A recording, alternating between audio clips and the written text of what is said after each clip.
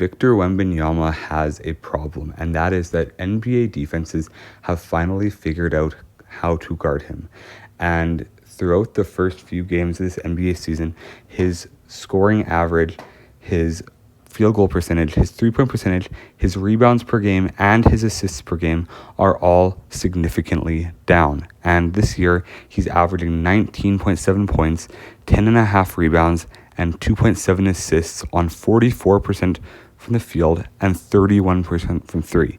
And no center should ever be shooting 44% from the field, especially a 7'4" center who's taller than 99.9% of the league.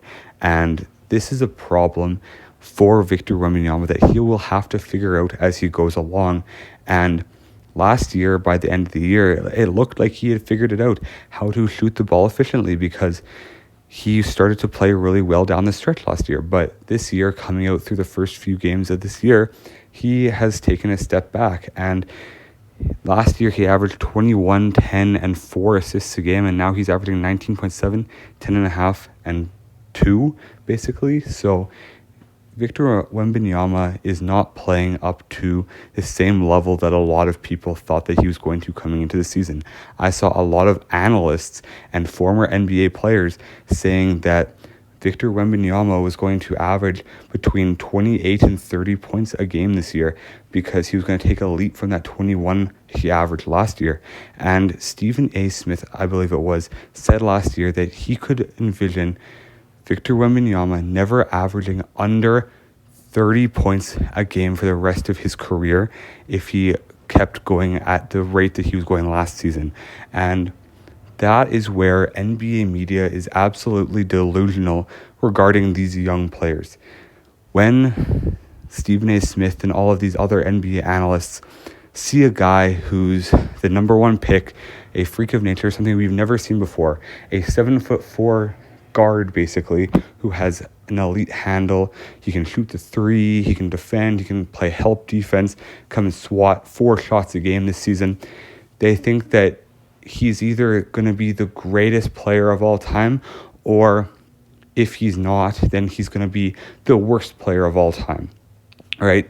And so when they see Victor Wembanyama playing well last season, averaging 21.5 points per game, and getting better as the season went on, they automatically fiend over this storyline of, oh, he is compared to LeBron James because they had similar stats their first season.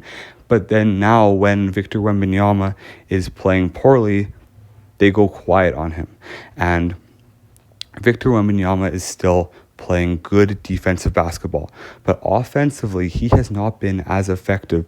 And if he doesn't have the ball in his hands, he has been a lot more stagnant offensively and has been standing around a little bit more than you would like to see from the focal point of an offense this season.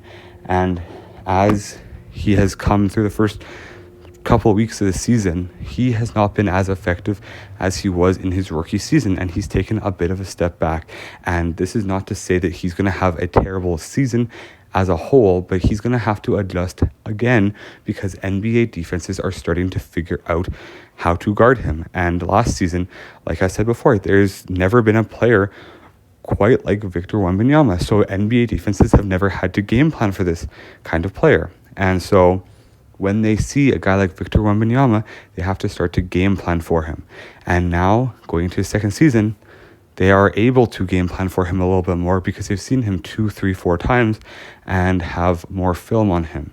So Victor Wembanyama will have to adjust, but he also will have to start playing a little bit more effectively off the ball. Let me know what you think he needs to do to start being more effective and lead the Spurs to more wins going through this season.